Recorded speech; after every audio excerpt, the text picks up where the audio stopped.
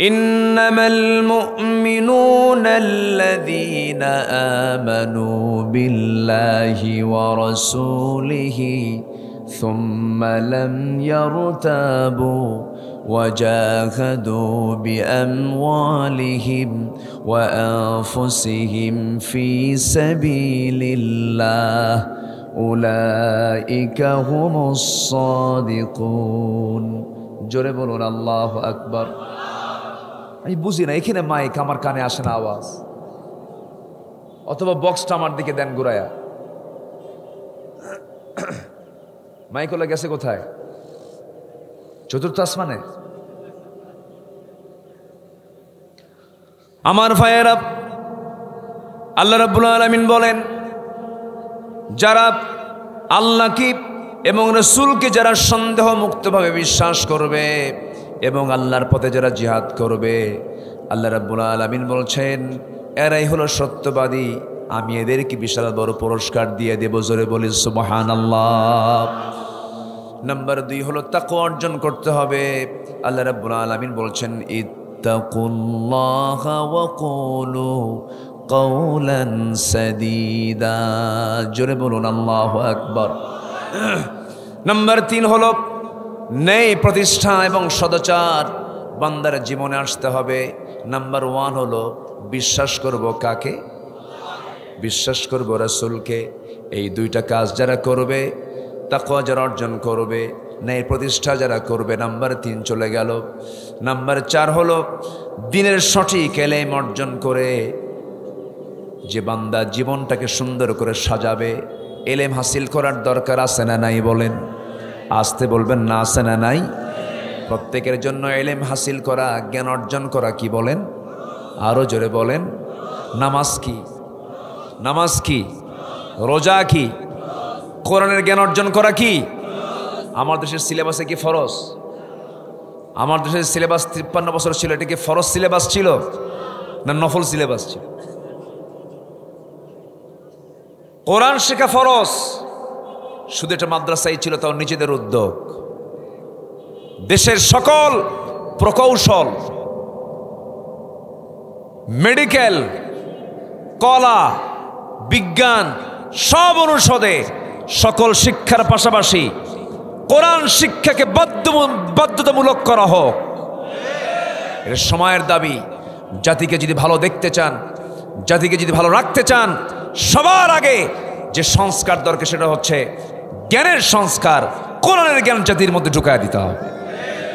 আউযু বিল্লাহি মিনাশ শাইতানির রাজীম।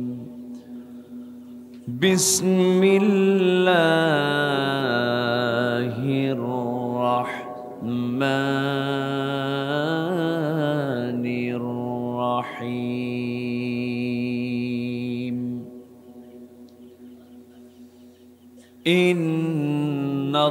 ইন্নাল্লাহা ওয়া মালাইকাতাহু ইউসাল্লুনা আলান নবী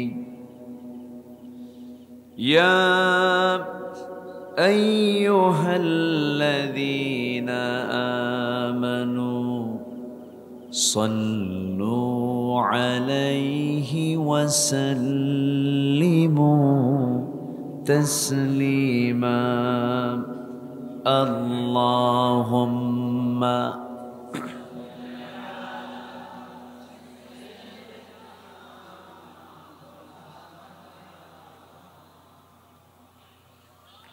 ওয়া আলা আলি।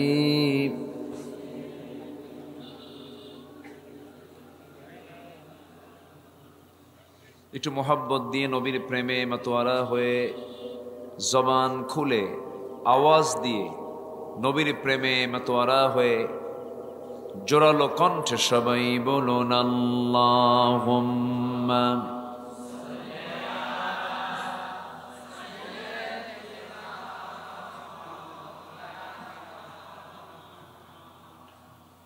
ওয়া আলা আলি।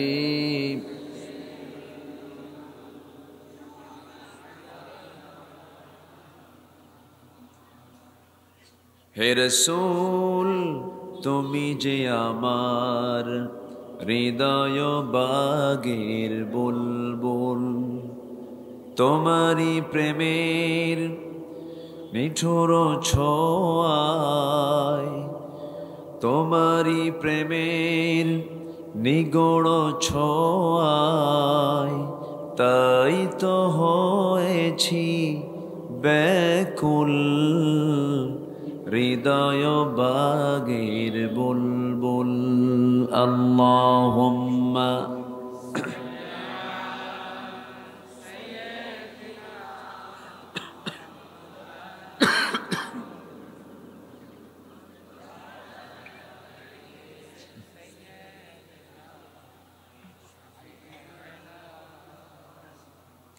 সবাই বলুন বালাগাল উলা বিকামালিহি,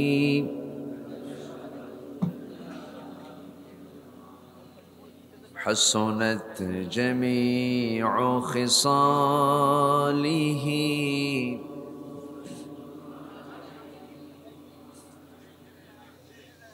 সিরাজুল মিল্লাত তুমহি ফখরে দো আলম, দিলবারে মৌলা হো শরীফুল আম্বিয়া নসখা, কুল আদিয়ান দেগর হো বলগল উলা বিকমালিহি, কশফত তুজা বিজমালিহি, হাসনাত জামিউ খিসালিহি, সাল্লু।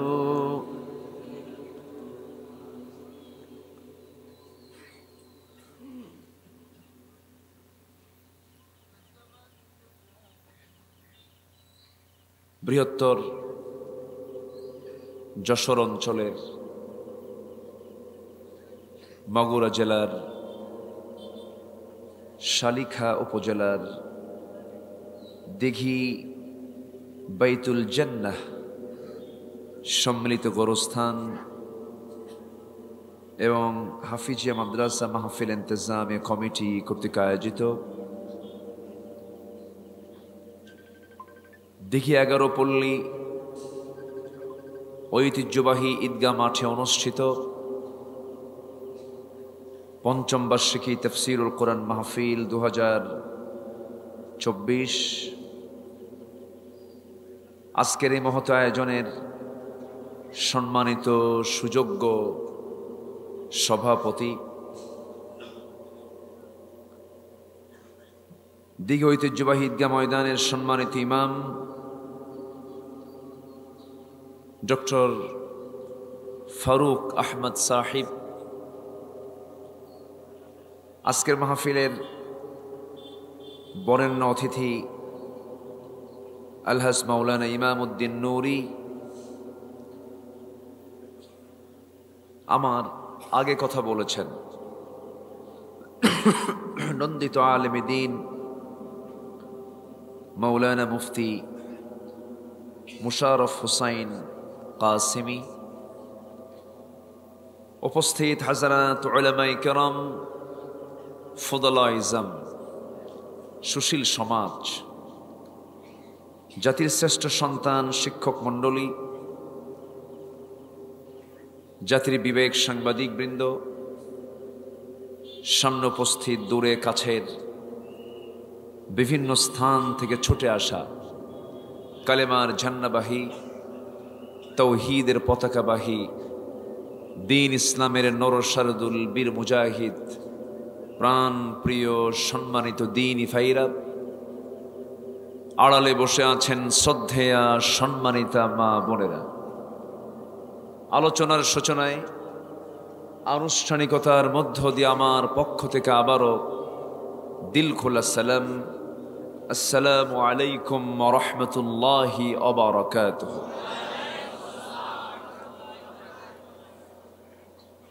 সালামের জবাব কেমন যেন একটু ভিজা ভিজা মনে হলো। শীত তো এখনো আসে নাই। আসসালামু আলাইকুম ওয়া রাহমাতুল্লাহ। সবাই কেমন আছেন? আমাকেও প্রশ্ন করেছেন। আল্লাহ তাআলা আমাকে আপনার মতোই রেখেছেন, বলছি আলহামদুলিল্লাহ। 5 অগাস্টের পর থেকে পূর্বের সকল সময়ের চাইতে একটু ভালোই আছি, ঠিক আছে না? আগে তো মাহফিল কমিটিগুলো ছিল হলো থানার কাছে দাগি আসামি। একটা পোস্টার ছাপাতে যাবে কমিটি, মাহফিল আয়োজন করতে যাবেন, কমিটির থানায় যাওয়া আসা করতে জুতার তলা ক্ষয় হয়ে যেত। অনুমতি দেওয়ার পরেও মাহফিলের ঠিক 2 ঘন্টা আগে মাহফিল বন্ধ করে দিয়েছে, নাটক করেছে, এমন রেকর্ডও আছে না নাই? এখন কি থানায় যাওয়া লাগে? চিন্তা করুন তাহলে, কোরআন শোনার জন্য কোথায় যাওয়া লাগতো? থানায়। মদ খাওয়ার জন্য যাওয়া লাগতো? যাওয়া লাগতো। সেই বন্দি দশা থেকে, সেই প্রতিকূল পরিবেশ থেকে, সেই জগদ্দল পাহাড় যিনি সরিয়ে দিয়েছেন এই জাতির মাথা থেকে, সেই মহান রবের শানে বলছি আলহামদুলিল্লাহ। চিৎকার মেরে বলছি আল্লাহুম্মা ইন্নী আসআলুকা আল হুদা ওয়াত তুকা ওয়াল আফাফা ওয়াল গিনা। সবাই বলি আল্লাহুম্মা লাকা আসলামতু ওয়া বিকা আমানতু ওয়া আলাইকা তাওয়াক্কালতু। সবাই বলি আল্লাহুম্মা আইন্নি আলা যিকরিকা ওয়া শুকরিকা ওয়া হুসনি ইবাদাতিকা ইবাদাতিকা। আমরা আল্লাহ তাআলার শুকর আদায় করে নিলাম। সম্মানিত হাজিরিন,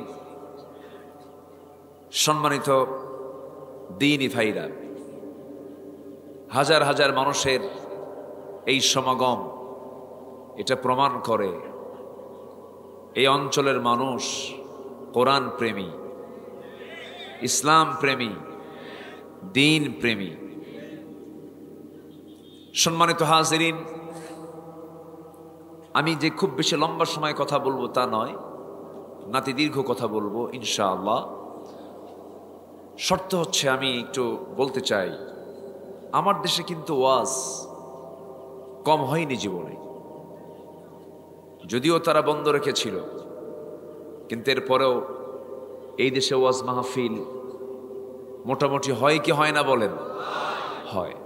এখন তো মাহফিল ছিল, 16 বছর যে মাহফিল হয়নি তা না। একটা কথা আমি বলেই ফেলি, দীর্ঘ 16 বছরে বিগত জালিম সরকারের যারা সুযোগ সুবিধা বেশি গ্রহণ করেছে, ওদেরকে আপনি কি বলবেন বলেন? আমি বলবো না, আপনি বলেন। বিগত 16 বছর ওই সরকার যদি জালিম হয়ে থাকে, জালিম কিনা বলেন? আস্তে জালিম কিনা বলেন? আমি নাকি রাজাকার ছিলাম, আমার দেখে মনে হয়। ঢাকা ইউনিভার্সিটির এই ছেলেরা, তারপরে গোটা পৃথিবী, গোটা দেশের বিভিন্ন বিশ্ববিদ্যালয়ের ছেলেরা কেবল তারা অনার্সে পড়ে মাস্টার্স পরীক্ষা দিচ্ছে, বয়স কত হবে? 20, 22, 23, 24, 25, ওরাও রাজাকার। মানে কিছু হইলেই রাজাকার শব্দটা তারা লাগায় দিত, এটা ট্যাগ লাগায় দিত। সম্মানিত ভাইয়েরা, এত বড় জুলুম যারা চালালো, এই দীর্ঘ 16 বছর যারা জুলুম শাহী শাসনের আমলে যারা সর্বোচ্চ সুযোগ সুবিধা যারা গ্রহণ করেছে, এদেরকে কিন্তু মাথায় নেওয়া দরকার। আসতে বলবেন না, জোরে বলেন ঠিক কিনা? ওরা হচ্ছে ধূর্ত ভাইরাস, ওটা মারাত্মক ক্যান্সার, ওটা এটা সাবধানে থাকতে হবে। সম্মানিত ভাইয়েরা, সম্মানিত বন্ধুগণ, আমি সেখান থেকে কথা বলতে চাই। আমরা এখানে এসেছি, পোস্টারে লেখা থাকে, এই পোস্টারে লেখা আছে কিনা জানি না, অনেক জায়গায় লেখা থাকে, যুক্ত মাহফিলে উপস্থিত হয়ে দো জাহানের কামিয়াবি হাসিল করুন, লেখা থাকে না? এইভাবে লেখা থাকে অনেক জায়গায়। দো জাহান মানে কি বলেন? দুটা কালকে বোঝানো হয়েছে, একটা ইহকাল, আরেকটা কি বলেন? পরকাল। আমরা এখন কোথায়, কোন কালে আছি? কিন্তু আমরা বই শিখছি কাল কয় প্রকার বলেন? তিন প্রকার, বর্তমান না অতীত, বর্তমান, ভবিষ্যৎ। কিন্তু কোরআন বলে দিচ্ছে কাল কয় প্রকার? ওয়ালাল আখিরাতু খায়রুল লাকা মিনাল উলা। দুনিয়ার কালের চাইতে পরকালটাই হলো শ্রেষ্ঠ, অবশিষ্ট। বলি আল্লাহু আকবার। সেই পরকালে যে আমরা যাব, আল্লাহর কাছে ধারণা দিব, কত স্বপ্ন। আমেরিকা কেমনে যাওয়া যায়, ইউরোপে কেমনে যাওয়া যায়, অস্ট্রেলিয়াতে কেমনে যাওয়া যায়, কত স্বপ্ন মানুষের কল্পনায় আঁকতে থাকে। কিন্তু সেই স্বপ্নগুলোর মাঝে যদি মূল স্বপ্ন, মেইন স্বপ্ন যদি আঁকতো, আমি জান্নাতটা যাব কেমনে, আমার আখিরাতটা কেমনে ক্লিয়ার হবে, এই কনসেপ্ট যে বান্দার মধ্যে বদ্ধমূল হবে, সেই বান্দাই হবে আমার দেশের একজন ফার্স্ট ক্লাস নাগরিক। ঠিক কিনা? মানুষ ভালো হবে প্রশাসন দিয়ে নয়, মানুষ ভালো হবে কোনো আইন কানুন দিয়ে মানুষকে ভালো করা সম্ভব নয়। মানুষের দিলের মধ্যে ঢুকায় দিতে হবে কার ভয়? আসতে বলবেন না, কার ভয়? আল্লাহর ভয়। সম্মানিত ভাইয়েরা, তো আমরা দুনিয়া চাই না আখিরাত চাই? ভালো করে বলবেন, দুনিয়া চাই না আখিরাত চাই? আখিরাত চাই। কিন্তু যারা বলেছিল ভিশন 2021, আবার সেখান থেকে এক্সটেন্ড করে তারা বলে ফেলল 2041, 2021 থেকে ঠেলে নিয়ে চলে গেছে কোথায়? কিন্তু এখন কোন সাল? হ্যাঁ, 24। তাহলে 24 আর 41 পেতে এখনো কত? 17 বছর। আর ছিল এলা কত বছর? 16 বছর। ফেরাউন বেঁচে ছিল 1600 বছর। ফেরাউন ছিল 1600 বছর, এরা ছিল 16 বছর। আচ্ছা, সংখ্যা মিলল কেমনে বুঝলাম না। সংখ্যা কিন্তু মিলে গেছে, সংখ্যা মিলছে না? সংখ্যা মিলছে। ওটা ছিল বিগ ফেরাউন এবং ম্যান ফেরাউন, আর এটা হচ্ছে মিনি ওমেন ফেরাউন। আসতে বলবেন না, জোরে বলুন ঠিক কিনা? আয়না ঘর বানিয়েছিল, আয়না ঘর। ওখানে কিন্তু আয়না নাই, নাম দিছে। আমি নিজে গিয়েছি, দেখেছি। দুজন ছিলেন বন্দি অবস্থায়, তাদের সঙ্গে কথা বলেছি। সাধারণ কোনো ব্যক্তি না তারা। এদেশের সেনা কর্মকর্তাদের ইতিহাসে বর্তমান সেনাবাহিনীরও তিনি শিক্ষক। ব্রিগেডিয়ার জেনারেল আব্দুল্লাহিল আমান আজমি, দীর্ঘ 8 বছর। উনি বললেন, আল্লাহর দেওয়া নিয়ামত, সূর্যের চেহারা আমাকে দেখতে দেয়নি ওরা। অপরাধ কি? অপরাধ হলো তিনি হকের পক্ষে কিছু কথা বলেছেন, মানবতার পক্ষে কিছু কথা বলেছেন, ন্যায়ের পক্ষে কিছু কথা বলেছেন।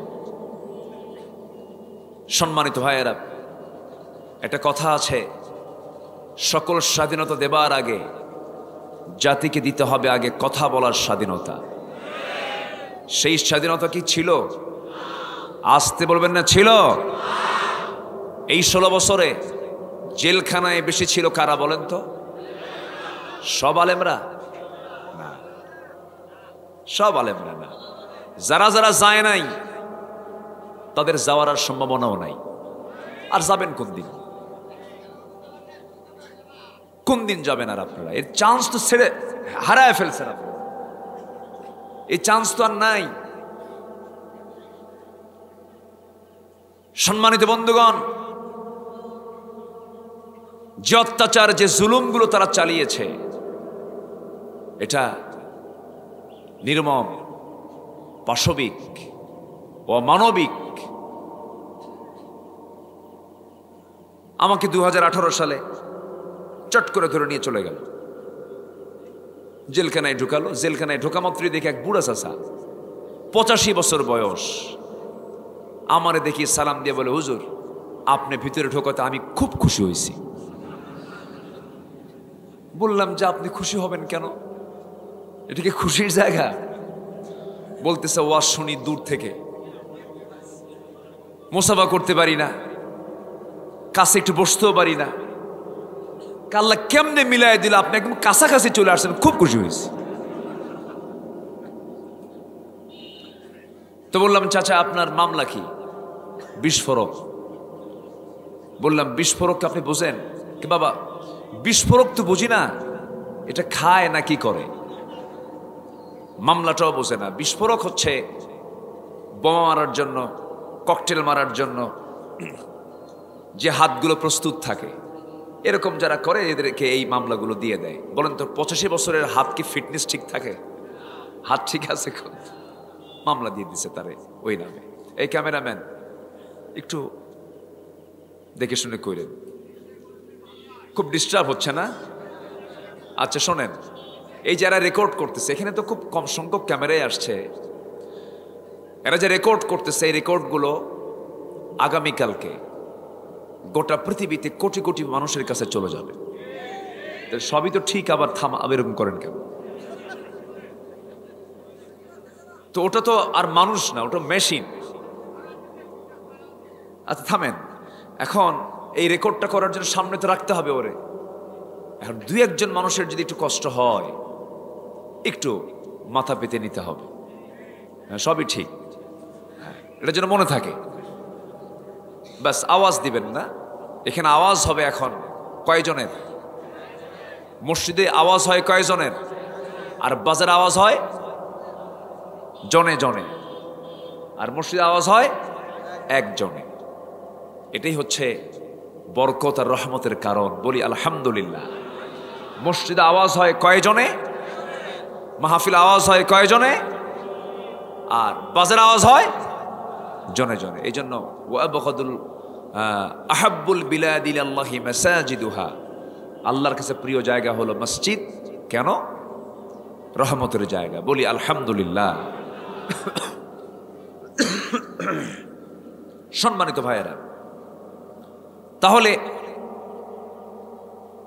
আমাদের যদি মূল টার্গেট যদি হতো আখিরাত সবার, এমন চিত্র কি আমার দেশে দেখা লাগতো? আসতে বলবেন, দেখা লাগতো? আখিরাতে বিশ্বাসী মানুষ কি 2041 সালে টার্গেট দেয়? মালাকুল মউতকে আটকে রাখে? হ্যাঁ, মালাকুল মউতকে আটকে রাখছে, 2041 মধ্যে তুই আসবি না, আটকে রাখছে। সম্মানিত ভাইয়েরা, সকল পরিকল্পনার মূল পরিকল্পনাকারী তিনি কে? আসতে বলবেন না, তিনি কে? আল্লাহ তাআলা। আল্লাহ রাব্বুল আলামিন বলেন, ইন্নামা আমরুহু ইযা আরাদা শাইআন আন ইয়াকুলা লাহু কুন ফায়াকুন। জোরে বলুন আল্লাহু আকবার। আল্লাহ রাব্বুল আলামিন যখন কোন কাজের সিদ্ধান্ত নেন, সিদ্ধান্ত বাস্তবায়নে বান্দার সময় লেগে যায়, মাস লেগে যায়, বছর লেগে যায়, গোটা জীবন লেগে যায়, তবুও টার্গেট ফিল আপ হয় না। কিন্তু আমার আল্লাহ বলেন, যখন কোনো কাজের সিদ্ধান্ত আমি যখন নেই, শুধু বলি হয়ে যাও, সঙ্গে সঙ্গে মাইক্রো সেকেন্ডের আগে তা হয়ে যায়। জোরে বলি সুবহানাল্লাহ। তাই তো হয়ে গেল, তাই তো হয়ে গেছে। মাত্র টাইম পেয়েছিল 45 মিনিট, গুনে গুনে। দুপুরে ভাতটাও কিসমতে জোটে নাই। কেমনে জুটবে? মাসটা জুড়ে আমার আপনার সন্তানরা রাজপথে না খেয়ে মারা যাচ্ছে। ওদের খাওয়ার দরকার আছে না? রান্না হয়েছে একজনের জন্য, আর খাইছে আরেকজন যায়া। গণভবন সেদিন নামের হক আদায় হয়ে গেছে। গণভবন মানে হলো একা থাকার জায়গা নয়, গণ সবাই থাকবে। সেই দিন আর একা থাকে নাই। 5 অগস্টের বিকাল টু সন্ধ্যা পর্যন্ত একা না গণ, সব গিয়ে একদম যা ইচ্ছা তাই খাইছে, মাস্টার্স ধরেও আনছে। সম্মানিত ভাইয়েরা, সম্মানিত বন্ধুগণ, অনেক চিত্র আমরা দেখতে পেলাম। আল্লাহ তাআলা আছেন না নাই? আসতে বলবেন না, আল্লাহ তাআলা আছেন না নাই? আগেও ছিলেন, ভবিষ্যতেও থাকবে। এটা একটা আয়াত, কিন্তু আমরা শুনি, কিন্তু এটা একটা আয়াত।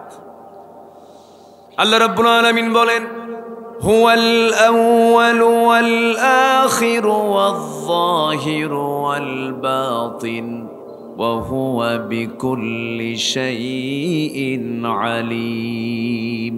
জোরে বলুন আল্লাহু আকবার। তিনি প্রকাশ্য, তিনি গোপন, তিনি প্রথম, তিনি শেষ, সকল ক্ষমতার একমাত্র উৎস তিনি আমার কে? আল্লাহ পাক। সম্মান তিনিই দেন, আবার তিনি বেইজ্জত করেন। হায়রে, আমাদের নামে তালিকা করলো বছর 2 আগে, 116 জন আলেমের তালিকা করলো, 116 জন। এর মধ্যে আমার নামটাও ছিল। আমারও কালামানিক বলে নাই। কালামানিকের নাম শুনছেন তো? এই কালামানিক 116 জন আলেমের তালিকা করেছে, এর মধ্যে আমার নামটাও ঢুকাইছে। তো প্রশ্ন করা হলো, বলে যে উস্কানিমূলক কথা কয়, নাশকতার সৃষ্টিকারী, বিভিন্ন ধরনের তুলে এই নামগুলো তালিকা করেছিল। দম্ভ ভরে বলেছিল, আমি নিজে সাইদির ফাঁসির রায় দিয়েছি। কত বড় জালিম হতে পারে চিন্তা করুন। কি তার নির্মম পরিহাস! পালানোর জন্য রাস্তা পায় নাই। সিলেটের মাটিতে গিয়ে কলার পাতায় শুয়ে আছে। দাড়ি ছিল না, দাড়িটাও রাখছে, দাড়ি বড় হয়ে গেছে। সিলেটবাসীকে আমি ধন্যবাদ জানাই। সিলেটবাসী তারে ধৈর্য মোটামুটি বিসি সাইজ করছে। বদমাইশ। আল্লাহ আছেন না নাই? ইতিহাস থেকে শিক্ষা নিন। আলেমরা কোনোদিন পালায় নাই। যাদেরকে রাজাকার বলে গালি দিয়েছে তারা কেউ পাকিস্তান যায় নাই, বরঞ্চ যারা গালি দিয়েছে রাজাকার বলে তারাই সব ভারতে গিয়ে পালিয়ে বসে আছে।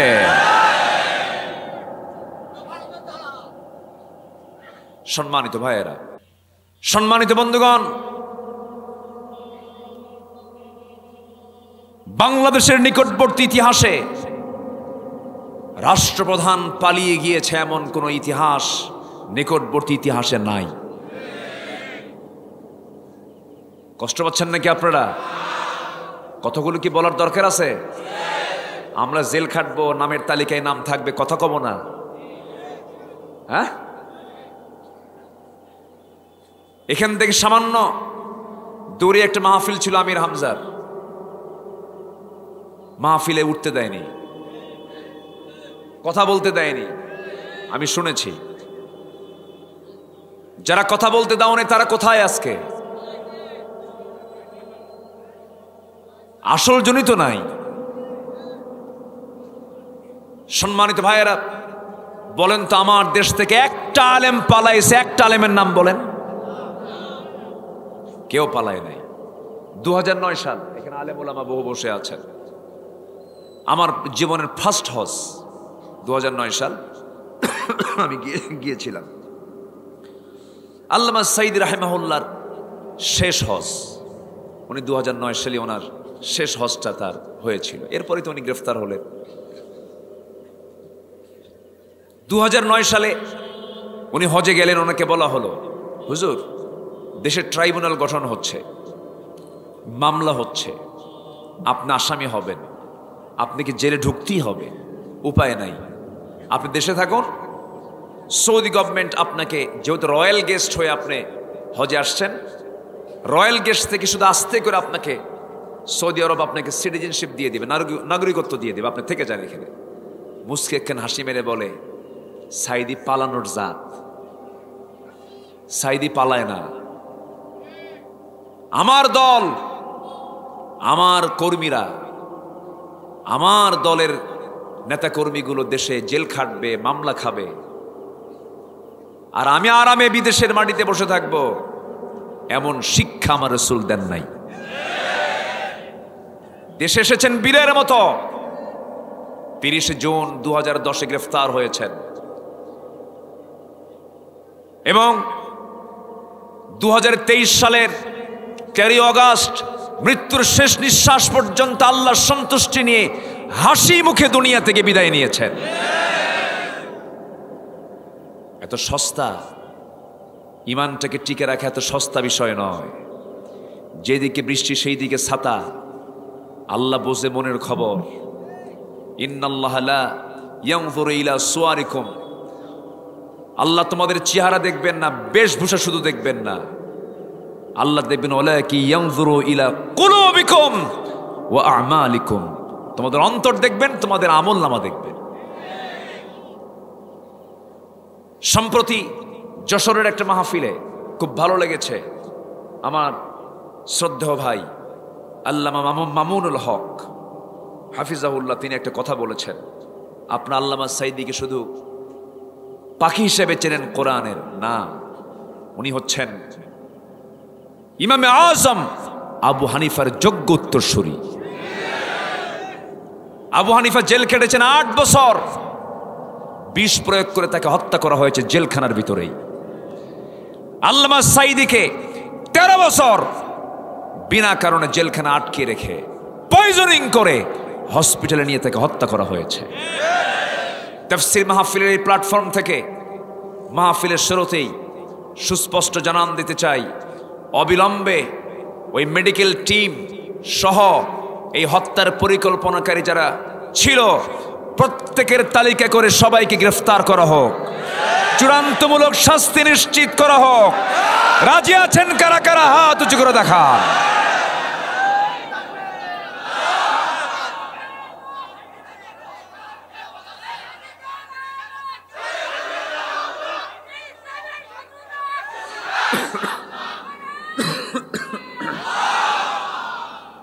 আল্লাহ কবুল করুন, জোরে বলি আমিন, আরো জোরে আমিন। সম্মানিত ভাইয়েরা, আবার এমন আলেম আমার দেশে আছে, আল্লামা সাইদিকে ফাঁসি দেওয়ার জন্য গণজাগরণ মঞ্চ গড়ে তুলেছিল শাহবাগে। সেখানে গিয়ে কিছু আল্লামা নামধারী ব্যক্তিরা সেই জায়গায় গিয়ে বলেছে, এই জায়গায় এসে আমি আমার জীবনের শ্রেষ্ঠ আমল করতে পেরেছি।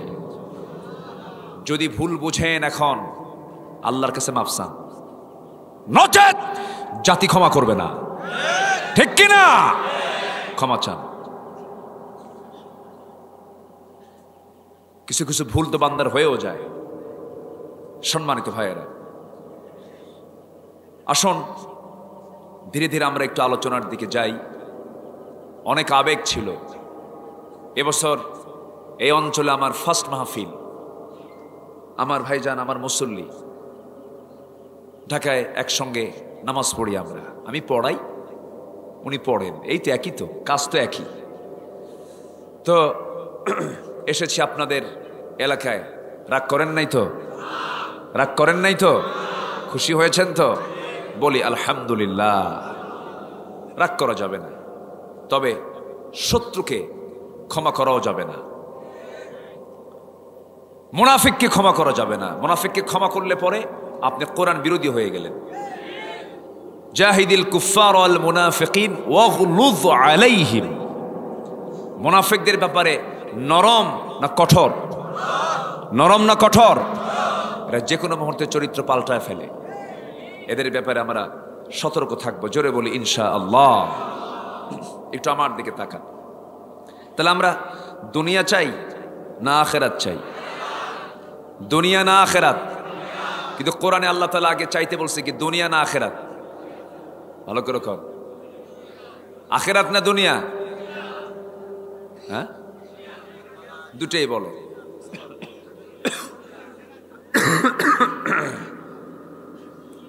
একটু ঠান্ডা লাগছে, বুকে খুব কফ জমেছে, এই যে ঠান্ডা গরম। একটু দোয়া করবেন না আমার জন্য ইনশাআল্লাহ? কিন্তু আল্লাহ রাব্বুল আলামিন দুনিয়ার হাসানার কথা আগে বলে দিয়েছেন। যারা পারেন ঠোঁট মিলিয়ে বলুন রব্বানা আতিনা ফিদ দুনিয়া হাসানাতাও ওয়া ফিল আখিরাতি হাসানাতাও ওয়া কিনা আযাবান নার ওয়াজআলনাল জান্নাতা মাআল আবরার। জোরে বলুন আল্লাহু আকবার। আয় আল্লাহ তাআলা, তুমি আমাকে দুনিয়ার হাসানা দিয়ে দাও, এরপরে জাহান্নাম থেকে বাঁচাও। আখিরাতের হাসানাও তুমি আমাকে দিয়ে দাও। দুনিয়াকে সুন্দর করব আমরা, আখিরাতটা সুন্দর পেয়ে যাব। দুনিয়াটা সুন্দর হয়ে যাবে, আখিরাতটা সুন্দর হয়ে যাবে। দুনিয়াটাকে সুদ দিয়ে সাজাবো, দুনিয়াটাকে মদ দিয়ে সাজাবো, দুনিয়াটাকে জেনা দিয়ে সাজাবো, দুনিয়াকে মিথ্যা দিয়ে সাজাবো। দুনিয়া তখন সুন্দর থাকবে না, অসুন্দর হয়ে যাবে। বলেন কি হয়ে যাবে? অসুন্দর হয়ে যাবে। একটু জিকির করি লা ইলাহা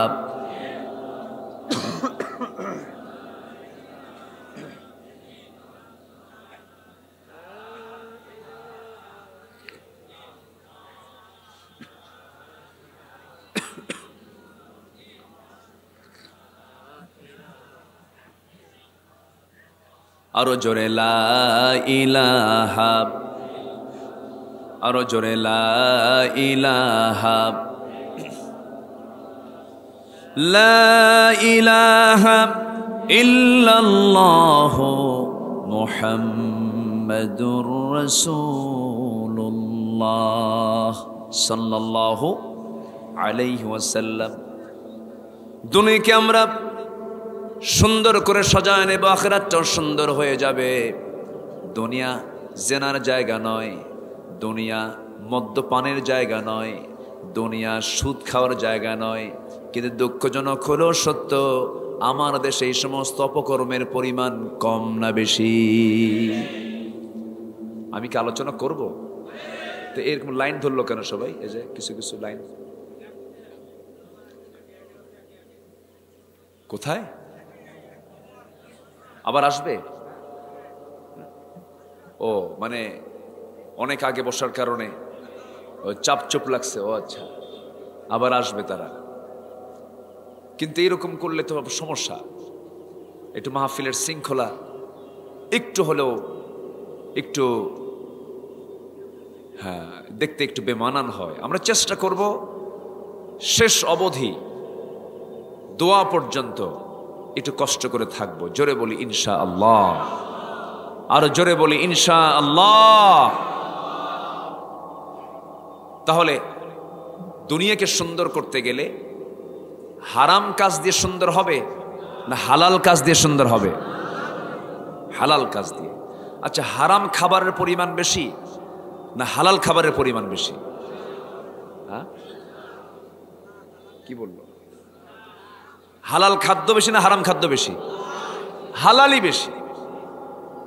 হুররিমাত আলাইকুমুল মাইতাতা ওয়াদ-দামা ওয়া লাহমাল খিনজির। হারামের তালিকা কিন্তু খুব একটা লম্বা না, কম। কিন্তু যে শুয়োরের মাংসের কাছে যে শীত হয়ে পড়ে, আছে কিনা বলেন? আল্লাহ বলতেছে তুই আঙ্গুর খা, আঙ্গুর খেতে কোনো সমস্যা নাই, কিন্তু বান্দা কি করে জানেন? আঙ্গুরটা পচায়া বাসি বানায়া মত করে খায়। অর্থাৎ যে মাটিতে বসে আছেন, এই মাটিতে যদি পানি ফেলা হয় কি হয়ে যায়? কাদা হয়ে যায়। এই কাদা মাটি যদি আপনার মুখে মারা হয়, আপনি কি মরে যাবেন? না। কিন্তু এই কাদাকে যদি আবার ব্রিক ফিল্ডে নিয়ে, ইট ভাটায় নিয়ে পোড়ায়া যদি আপনার মুখে মারা হয়, রক্তাক্ত হয়ে যাবেন, মরে যাবেন। Just process. আল্লাহ বলছেন আমি তোমার জন্য আঙ্গুর দিয়েছি, পান করো, কিন্তু এটাকে প্রসেস করো না, এটাকে পচায়ও না। ওয়ান্তুম সুকারা ইন্নামাল খামরু ওয়াল মাইসিরু ওয়াল আনসাব ওয়াল আজলামু রিজসুম মিন আমালিশ শাইতান। এগুলো সব শয়তানের কাজ, এগুলো খাওয়া যাবে না, এগুলো পান করা যাবে না, এগুলো হচ্ছে হারাম। তিনটা W, war, women and wine. War মানে যুদ্ধ, ওমেন মানে নারী, আর ওয়াইন মানে হচ্ছে মদ। এই তিনটা নারী নিয়ে আজ পৃথিবীর অধিকাংশ দেশগুলো ব্যস্ত হয়ে পড়েছে, ঠিক কিনা বলেন? এই তিন বিষয় কি নেই? আরবের সেই আইয়ামে জাহেলিয়াতের সেই কোরাইশরা অসভ্য বর্বর যুগেও এই তিনটা জিনিসকে নিয়ে তারা ব্যস্ত ছিল। তাহলে আগে ছিল হলো ওল্ড জাহেলিয়াত, এখন হলো নিউ জাহেলিয়াত। আগের যুগে মেয়ে সন্তান হলে জীবন্ত পুঁতে মারত, আর এখন মেয়ে সন্তান পৃথিবীতে আসতেই দেয় না। কি আমার কথা কি বুঝতেছেন আপনারা? মেয়ে সন্তান আসতেই দেয় না, যায় টেস্ট করে, টেস্ট করে যদি দেখে যদি মেয়ে সন্তান, ওখানেই ভ্রণটাকে নষ্ট করে ফেললো। তাহলে এটা কি ছোটখাটো অপরাধ না অনেক বড় অপরাধ? এগুলো অপরাধ তো আমার দেশে নাই। আসতে বলবেন না, আছে না নাই? তাহলে তারা করতে এক ভাবে, এবার হয়ে এখন বর্তমান পৃথিবীতে হয়ে গেছে হচ্ছে আপডেট ভার্সন, মানে আলাদাভাবে এই প্রসেসগুলো হচ্ছে। বরঞ্চ আইয়ামে জাহেলিয়াতকেও হার মেনে দিয়েছে আজকের পৃথিবী। আমরা ইতিহাসে কোথাও পাইনি, যারা ইতিহাসের ছাত্র ছিলেন কেউ দেখাতে পারবেন না, কেউ দেখাতে পারবেন না যে আরবের ওই বর্বর যুগের মানুষগুলো 3.5 বছরের কোনো শিশুকে ধর্ষণ করেছে। এটা পাবেন না, নাই। মরা লাশ কবর থেকে তুলে ধর্ষণ করা হয়েছে, লাশটাকে মর্গে রাখা হয়েছে, মর্গে রাখা লাশের উপরে জেনা করা হয়েছে, ধর্ষণ করা হয়েছে। এমন চিত্র, এমন ইতিহাসকে আমরা কোনো ইতিহাসে পাইছি? পাই নাই। তাহলে এই চিত্র কেন? এই চিত্র চিত্রায়িত হওয়ার মূল কারণ হলো গোটা জাতি আজকে এই কোরআন থেকে কাছে না দূরে? আসতে বলবেন না, কাছে না দূরে? এই কিতাব থেকে দূরে থাকে মানে কি? আল্লাহ থেকেও আসতে, আল্লাহ থেকেও, আল্লাহর ভয় থেকেও দূরে থাকা। আমার বন্ধুগণ, এই জন্য এই কিতাবের সঙ্গে সম্পর্ক রাখতে হবে। সবার আগে এই কিতাবকে আত্মস্থ করার চেষ্টা করতে হবে। আখিরাতের প্রস্তুতির জন্য, পরীক্ষায় যেমন পরীক্ষা দিতে গেলে প্রস্তুতির জন্য কিসের প্রস্তুতি নিতে হয়? বইয়ের প্রস্তুতি নিতে হয়, পড়ার প্রস্তুতি নিতে হয়। তেমনি জান্নাত পেতে গেলে না পড়ে, না জেনে, না বুঝে জান্নাত মিলবে না। সেই সিলেবাস হলো একটা মাত্র সিলেবাস। জান্নাতে যাওয়ার সিলেবাস কয়টা বলেন? আর হাদিস কি? হাদিস এর ব্যাখ্যা, হাদিসের ব্যাখ্যা। তাহলে মূলত সিলেবাস কয়টা? একটা। এই সিলেবাস হলো জান্নাতে যাওয়ার সিলেবাস। সবাইকে শিখতে হবে, জানতে হবে। হয়তো অনেকে একটু মনে মনে চিন্তা করতেছে, হুজুর এই বুড়া বয়সে আপনি কি চিন্তা মাথার মধ্যে ঢুকায় দিয়ে এখন পড়বো কেমনে? আমার বন্ধুগণ, আমার নিজের চোখে দেখা, আমি আমার নিজের হাতেও মাথায় দাস্তারবন্দি দিয়েছি। 5 থেকে 6 বছর বয়স, অথচ তার সিনার মধ্যে 30 পারা কোরআন মুখস্থ। জোরে কোন সুবহানাল্লাহ। কে দিয়েছেন? আসতে বলবেন না, কে দিয়েছেন? তাহলে কোরআন জানার দরকার আলেমের না সবার? আলেমের না সবার? হাফেজের না সবার? সবার। কোরআন সবাইকে শিখতে হবে। কোরআনের মাহফিলে এটা আমার 1 নম্বর আহ্বান। আমরা শিখে নেব কোরআন। জোরে বলে ইনশাআল্লাহ। যে সিলেবাস আমরা 53 বছর পাইছি, এই সিলেবাসে জাতির কিছুই হয় নাই। তার বড় প্রমাণ হলো পদ্মা সেতুর মতো একটা বিশাল বড় সেতু উদ্বোধন হলো। সে উদ্বোধনী তেলাওয়াতে এমন তেলাওয়াত করছে শয়তান অসন্তুষ্ট। শুনছেন কিনা জানি না, মনে আছে কিনা আপনাদের? সূরা রহমান তেলাওয়াত করছিল পদ্মা সেতুর উদ্বোধনে। এমন তেলাওয়াত, ওই তেলাওয়াত শুনে কোরআন তো রহমত দেবে না, কোরআন ওর উপর আরো গজব চাবে। রুব্বা কারিন লিল কোরআনি ওয়াল কোরআনু ইয়ালআনুহু। তাহলে দশা কেন হলো? অথচ যে তেলাওয়াত করেছে সে একজন বিসিএস ক্যাডার। ওরা চেয়েছিল কোনো আলেমকে দিয়ে তেলাওয়াত করাবে না। বোঝেন নাই? আমার দেশে কি হাফেজের সংখ্যা কম? এটা কি সরকারি উদ্যোগ না জনগণের উদ্যোগ? ভালো করে বলবেন কিন্তু। এই দেশের হিফজ মাদ্রাসা, এই দেশের কওমি মাদ্রাসাগুলো এবং ব্যক্তিগত উদ্যোগে কিছু প্রাইভেট মাদ্রাসাগুলো, মসজিদগুলো সরকারি টাকায় চলে না জনগণের টাকায় চলে? দোয়া করেন আল্লাহ যেন এমন একটা পরিবেশ দিয়ে দেন, এইরকম ওয়াজ মাহফিল, মসজিদ, মাদ্রাসা জনগণ থেকে টাকা যেন নেওয়া লাগে, সরকার থেকে যেন সব এগুলো ব্যবস্থা হয়ে যায়। এমন একটা পরিবেশ আসুক। সবাইকে আপনারা চান না? সবাই চান না? আপনারা সবাই চান না? আল্লাহ কবুল করুন। জোরে বলি আমিন। সম্মানিত ভাইয়েরা, এখন সেই যুগের মানুষ কত ভয়ঙ্কর ছিল, আমরাও ভয়ঙ্কর কম নই। ছোট্ট একটি ইতিহাস আমার মনে পড়লো। মাহফিলে কি মা বোনরা আসছে? আছে তো না? মায়েরা আছে তো? বসার ব্যবস্থা করেন না মাদের? আচ্ছা, মাদেরও কোরআন শোনার, কোরআন বোঝার কিন্তু একটা পরিবেশ তৈরি করে দেওয়া উচিত। পর্দার নিয়ম রক্ষা করে মেয়েদের কোরআন শোনার দরকারও আছে না নেই বলেন তো? আচ্ছা, আমার নবীজি কিন্তু বয়ান করেছেন, ইয়া মা'শারান নিসা, হে নারী সমাজ, তাসাদ্দাকনা, বেশি করে দান করো, ফাইন্নী উরিতুকুন্না, আমাকে দেখানো হয়েছে। তখন মহিলার ভিতর থেকে আবার পাল্টা প্রশ্ন করছেন, কেন ইয়া রাসূলুল্লাহ? এটার জবাবটা আমাদের একটু জানিয়ে দেন। আমার রাসূলও মেয়েদেরকে লক্ষ্য করে, নারী সমাজকে লক্ষ্য করে তিনি বয়ান করেছেন। এমন হাদিস আছে না নাই? আচ্ছা, সম্মানিত ভাইয়েরা, তো আমি ছোট্ট একটা ইতিহাস আমার মনে পড়ল। আমার নবীজির জন্মের আগের একটা ঘটনা। আমার নবীজির জন্মের পরের কিছু ঘটনা। আমার নবীর কাছে এক সাহাবী এসে হাউমাউ করে হঠাৎ করে কান্দে, কিন্তু কিচ্ছু বলে না। আমার রাসূল বলছেন, সাহাবী তুমি কি ইসলাম কবুল করে ভুল করছো নাকি? এত কান্দো কেন? কিছু বলো না।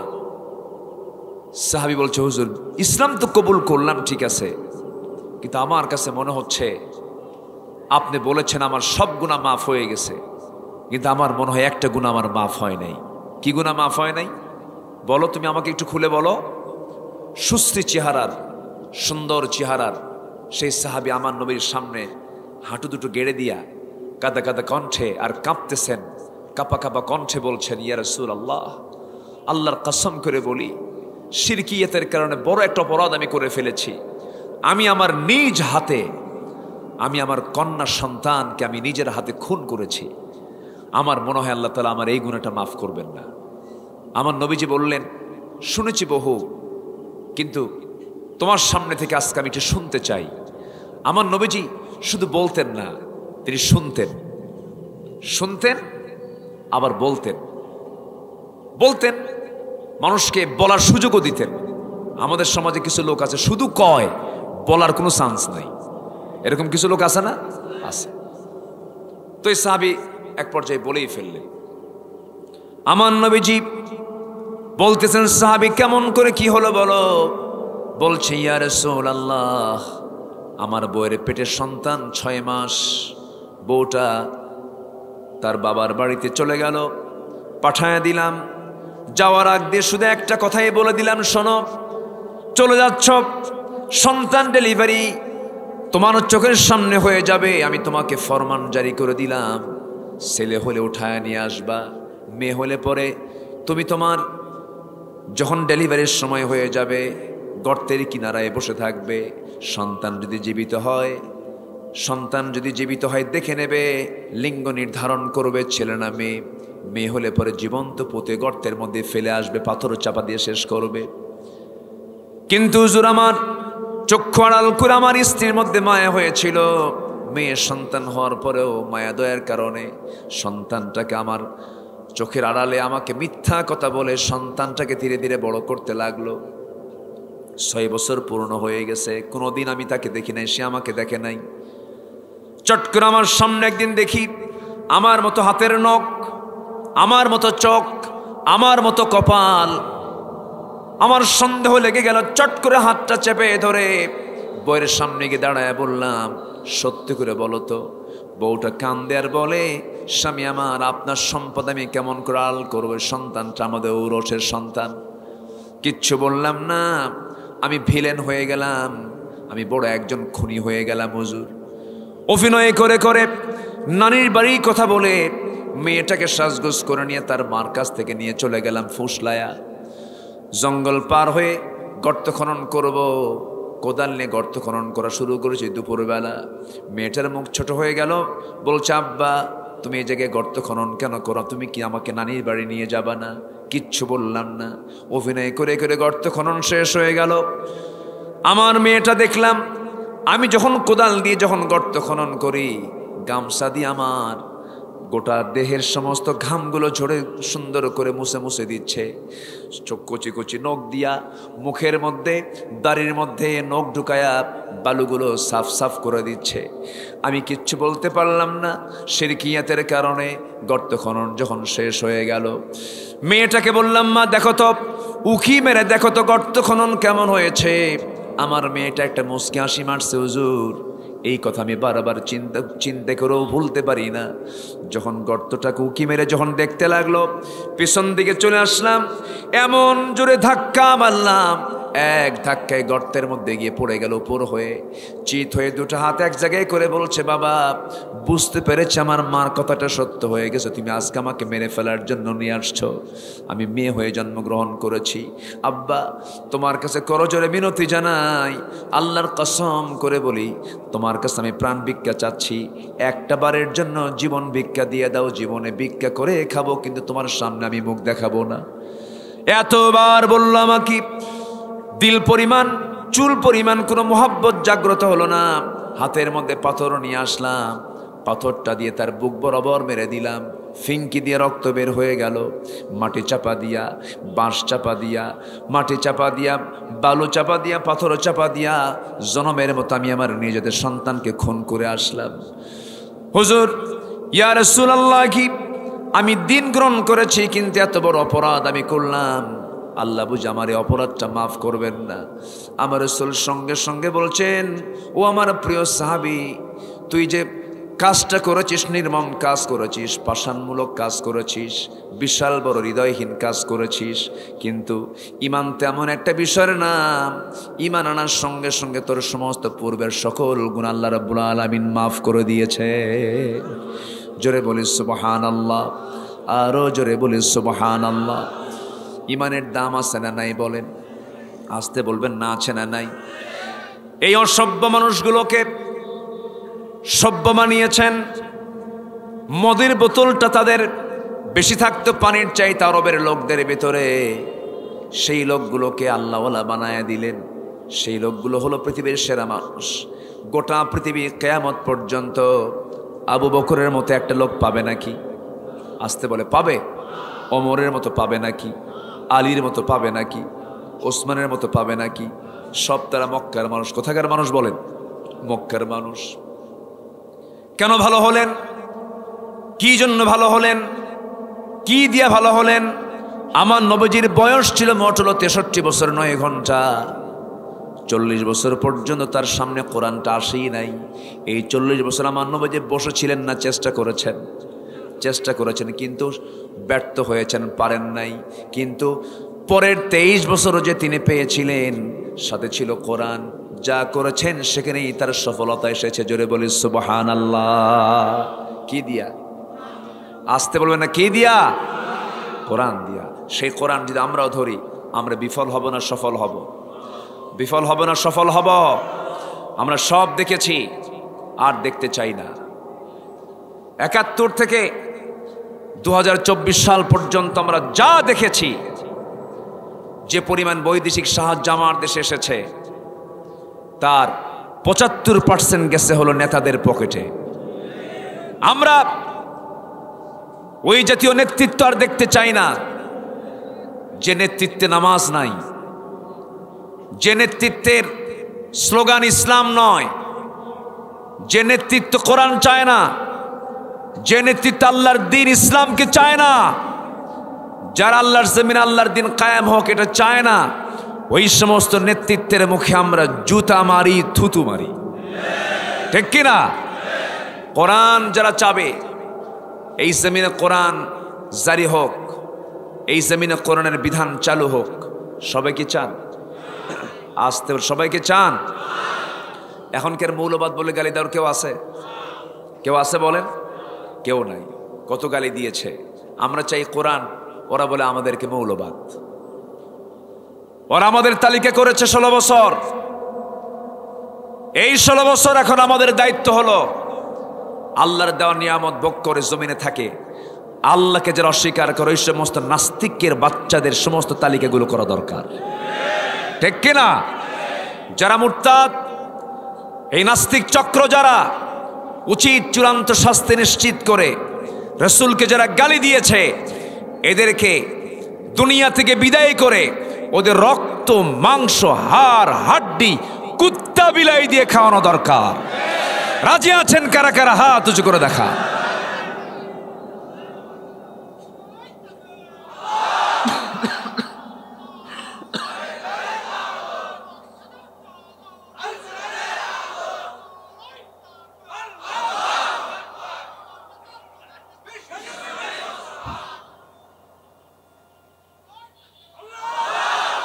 আল্লাহ কবুল করুন, জোরে বলি আমিন।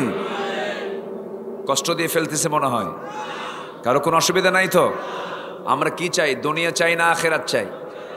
ভালো করে বলেন, দুনিয়া চাই না আখেরাত চাই? আখেরাত। দুনিয়া তো পার হবে, দুনিয়াটা ক্ষণকাল। এখন আছি, কিছু পরেই নেই। কবরস্থানটা কোন পাশে বাবুল ভাই? পেছনে। শুয়ে আছে না? আসতে বলেন, শুয়ে আছে না? নাই? আচ্ছা, আমরা শুব না? আমরাও শুয়ে পড়ব, কিন্তু আমরা চাই দুনিয়া না আখেরাত। অথচ দুনিয়াটা থাকার জায়গা নয়, আখেরাতটা হলো থাকার জায়গা।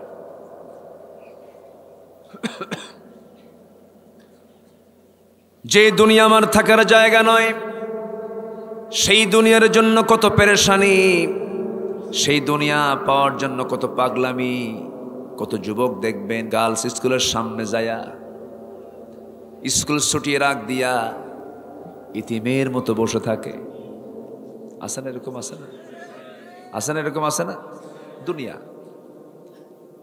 ঘন্টার পরে ঘন্টা পার্কের ভিতরে বসে, বিভিন্ন রিসোর্টে বসে বসে সময়গুলো নষ্ট করে, মেসেঞ্জারের সময়গুলো নষ্ট করে। এটা কি আখেরাত না দুনিয়া? আসতে কয় আখেরাত না দুনিয়া? আখেরাতের চিন্তা থাকলে পরে এই সমস্ত লস প্রজেক্টে কেউ যেত না। আমি আজকে লক্ষ্য করছি আজকের মাহফিলে, যুব সমাজ আজকের মাহফিলে বেশি বলি আলহামদুলিল্লাহ। যুবকদেরকে বলবো, নোংরামি কোনো কাজের দিকে যাবা না, হারাম কোনো রিলেশন করবা না। জেনা মারাত্মক অপরাধ, কোনোদিন তৃপ্তি পাবে না, মজা পাবে না, তোমার দাম্পত্যময় জীবন সুখময় হবে না। হারাম সম্পর্কের কোনো আরাম থাকতে পারে না। হারাম কোনো রিলেশন করবা না, নোংরামি করবা না। বিয়ের যদি প্রয়োজন হয়ে যায় বিয়েটা করে নিবা। বিয়ের সম্পর্ক হলো জান্নাতের সম্পর্ক। যেরকম সুবহানাল্লাহ। বিয়ের সম্পর্ক কিসের সম্পর্ক? জান্নাতের সম্পর্ক। এই সম্পর্ক জান্নাত পর্যন্ত গড়াবি।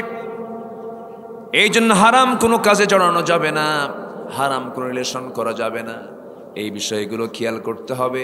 আবার দেখবেন কিছু কিছু যুবক আছে নতুন বিয়ে করছে, সুন্দরী বউ, শুধু নিজেই দেখতে চায় না, জাতিকে দেখায়। আছে কিনা এরকম কিছু? হায়া নাই এগুলো। নতুন বউ, সুন্দরী বউ মানুষকে দেখায়। তাও দেখায় কেমনে জানেন? আড়পাড়া না এটা? হ্যাঁ, আড়পাড়া থেকে একদম মাগুরা পর্যন্ত এক টানে। এত পোকা এখানে, বুঝলাম না এ পর্যন্ত কয়টা পোকা যে খাইছে আল্লাহ জানে। এখন ফেলছি একবার, কি কব এখন, একটা করে জান খাচ্ছি আর ওয়াশ করতেছি। ছোট্ট পোকা তো কোন দিক দিয়ে ঢুকে টের পাচ্ছি না। এই যে ভাইজান, এই যে কই যাচ্ছেন আপনি? এত এক নাম্বার খোঁজে কেন এখানে, বুঝলাম। বসেন।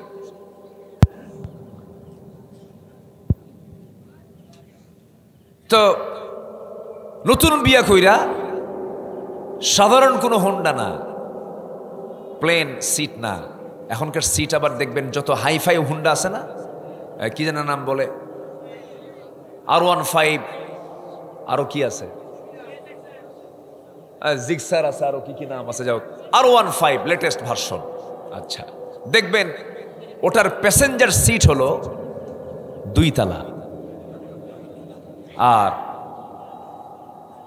ড্রাইভিং সিট হচ্ছে নিচতলা, আন্ডারগ্রাউন্ড। দোতলায় প্যাসেঞ্জার থাকে আর আন্ডারগ্রাউন্ডে ড্রাইভার থাকে। এখন দোতলার এই প্যাসেঞ্জার সিটে বসাই হলো নতুন বউকে, যেন জাতির দেখতে যেন চুল পরিমাণ কোনো অসুবিধা না হয়, মাথা থেকে পা পর্যন্ত বসায় দিল। স্বামী ড্রাইভার টান দিল হোন্ডা, কিন্তু আগের প্রথম যখন হোন্ডা কোম্পানি হোন্ডা বের করে তখন বিকট আওয়াজ ছিল। এখন আবার যত দামি হোন্ডা হোক আওয়াজ খুব কম। অল্প আওয়াজে তো আর সবাই দেখতে পাবে না। যেদিক দিয়ে হাওয়া বের হয়, ধোঁয়া বের হয়, ওটার নাম কি? সাইলেন্সার। এই সাইলেন্সার টোটাল খুলে ফেলে, খুললে পরে তখন আওয়াজটা ওই সাবেক হোন্ডার মতো হয়। বোঝেন নাই? বিকট আওয়াজ, মানে বিকট আওয়াজ মানে তো ওই দিকে নজর যাবে মানুষের। একদিকে আছে হলো কয়তলায় বউ, কয়তলায়? দোতলায়। আরেক দিকে আওয়াজ বিশাল। দিলার পাড়া থেকে টান চলে গেছে মাগুরা পর্যন্ত। জাতির রাস্তার দুধার থেকে যা দেখার দরকার ছিল হক সহ আদায় করল। সন্ধ্যার সময় চলে গেল এক পুকুর পাড়ে বা নদীর পাড়ে, গিয়ে লাল শাড়ি পরায়া দিয়া, অর্ধলগ্ন দেহ সাজগুজ করায়া, চুল টুল ছেড়ে দিয়া, চোখে মুখে আশকারা মাস্কারা লাগায়া, গালে গুলে আটা ময়দা লাগায়া ছবি একখান তুললো 16 Pro Max আইফোন দিয়া। ছবি টবি তুলে ফেসবুকে আপলোড দিয়ে বলল, প্রিয় ভাইয়ের আসুন আমার নতুন বউটাকে সবাই মিলে জামাতের সাথে দেখি। জোরে কোন নাউজুবিল্লাহ, জোরে বলেন নাউজুবিল্লাহ। এরকম কিছু দুশ্চরিত্রের কিছু লোক, বিকৃত রুচির কিছু মানুষ আছে না নাই? আসতে বলবেন না, আছে না নাই? আছে। আমি তো কোনো আওয়াজ পাচ্ছি না, এখানে একটু আওয়াজটা বাড়ান। সম্মানিত ভাইয়েরা, তাহলে এই সমস্ত চারিত্রিক গুণ কি আখিরাতের চিন্তার বিষয়?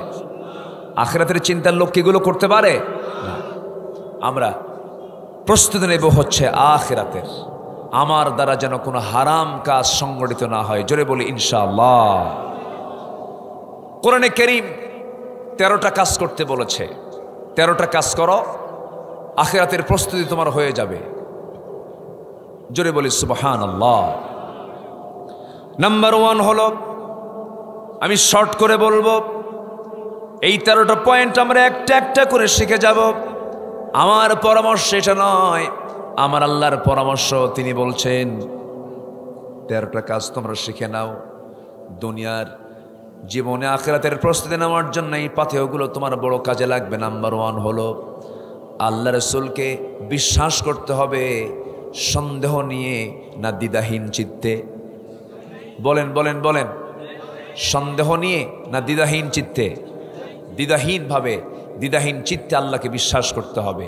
সুম্মা লাম ইয়ারতাবু, আল্লাহকে যারা বিশ্বাস করবে সন্দেহাতীত ভাবে, বলি আল্লাহু আকবার। আল্লাহ তাদেরকে কি বলেছেন দেখেন। আল্লাহ রাব্বুল আলামিন বলেন, ইন্নামাল মুমিনুনা আল্লাযীনা আমানু বিল্লাহি ওয়া রাসূলিহি সুম্মা লাম ইয়ারতাবু وجاهدوا بأموالهم وأنفسهم في سبيل الله أولئك هم الصادقون। জোরে বলুন আল্লাহু আকবার। আমি বুঝি না, এখানে মাইক আমার কানে আসে না আওয়াজ, অথবা বক্সটা আমার দিকে দেন ঘুরায়া। মাইক ওলা গেছে কোথায়? চতুর্থ আসমানে? আমার ভাইয়েরা, আল্লাহ রাব্বুল আলামিন বলেন, যারা আল্লাহকে এবং রাসূলকে যারা সন্দেহ মুক্তভাবে বিশ্বাস করবে এবং আল্লাহর পথে যারা জিহাদ করবে, আল্লাহ রাব্বুল আলামিন বলছেন এরাই হলো সত্যবাদী, আমি এদেরকে বিশাল বড় পুরস্কার দিয়ে দেব। জোরে বলি সুবহানাল্লাহ। নাম্বার 2 হলো তাকওয়া অর্জন করতে হবে। আল্লাহ রাব্বুল আলামিন বলছেন, ইত্তাকুল্লাহা ওয়া কুলু কাওলান সাদীদা। জোরে বলুন আল্লাহু আকবার। নাম্বার 3 হলো ন্যায় প্রতিষ্ঠা এবং সদাচার বান্দার জীবনে আসতে হবে। নাম্বার 1 হলো বিশ্বাস করব কাকে? বিশ্বাস করব রাসূলকে।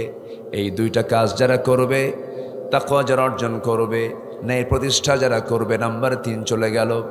নাম্বার 4 হলো দ্বীনের সঠিক ইলম অর্জন করে যে বান্দা জীবনটাকে সুন্দর করে সাজাবে।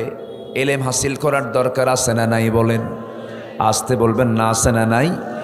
প্রত্যেকের জন্য ইলম হাসিল করা, জ্ঞান অর্জন করা কি বলেন? আরো জোরে বলেন। নামাজ কি? নামাজ কি? রোজা কি? কোরআনের জ্ঞান অর্জন করা কি? আমার দেশের সিলেবাসে কি ফরজ? আমার দেশের সিলেবাস 53 বছর ছিল, এটা কি ফরজ সিলেবাস ছিল না নফল সিলেবাস ছিল? কোরআন শেখা ফরজ, শুধু এটা মাদ্রাসায় ছিল, তাও নিজেদের উদ্যোগ। দেশের সকল প্রকৌশল, মেডিকেল, কলা, বিজ্ঞান সব অনুষদে সকল শিক্ষার পাশাপাশি কোরআন শিক্ষাকে বাধ্যতামূলক করা হোক। এটা সময়ের দাবি। জাতিকে যদি ভালো দেখতে চান, জাতিকে যদি ভালো রাখতে চান, সবার আগে যে সংস্কার দরকার সেটা হচ্ছে জ্ঞানের সংস্কার। কোরআনের জ্ঞান জাতির মধ্যে ঢুকায় দিতে হবে। এটা 1 নম্বর কাজ। সম্মানিত ভাইয়েরা, এই বছরের শুরুতে ট্রান্সজেন্ডার নিয়ে অনেক মারামারি হয়েছে, শোনেন না আপনারা? তারা কি ষড়যন্ত্র করেছিল। এরপরে শিক্ষকদের ট্রেনিং এর নামে ব্যাঙের ডাক, হাঁসের ডাক শেখানো হয়েছে, জানেন না আপনারা? এগুলো করা হয়েছে। আমরা আর এই সুযোগগুলো দেব না। আমরা জাতিকে সুশিক্ষার জন্য প্রস্তুত হব। জোরে বলি ইনশাআল্লাহ। আর জোরে বলি ইনশাআল্লাহ।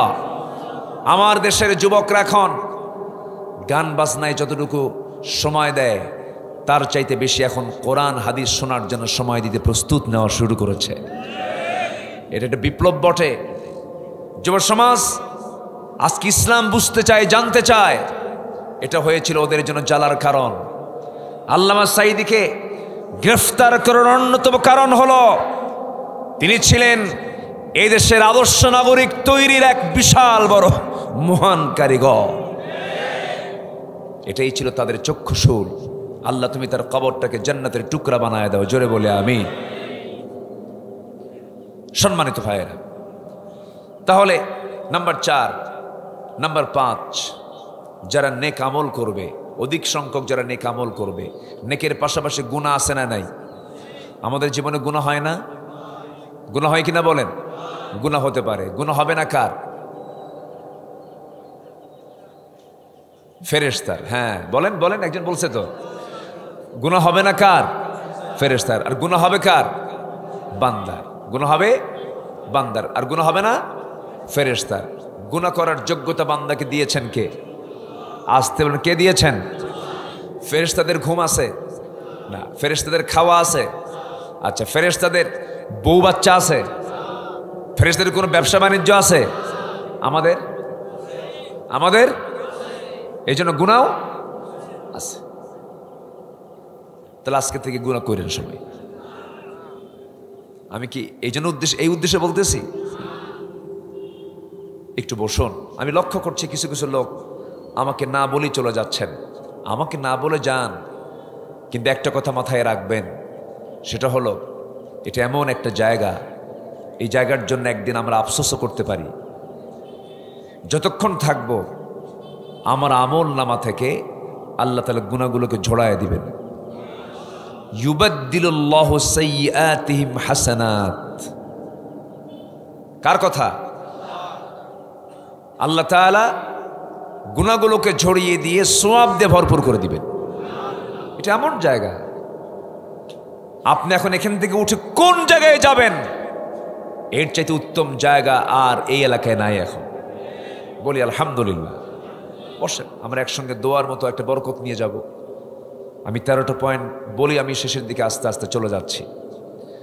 সম্মানিত ভাইয়েরা, তাহলে পাপ কাজ হতে পারে, পাপ কাজ হবে না কেন? হতেই পারে, কিন্তু পাপের সঙ্গে সঙ্গে বান্দার চোখের পানি যদি বের হয়, আল্লাহ এই পাপটা করছে, আমারে মাফ করে দাও, আল্লাহ এত খুশি হন। আল্লাহ তখন বলেন, বান্দা তোর এই অনুশোচনাই তোকে জান্নাতে নিয়ে যাবে।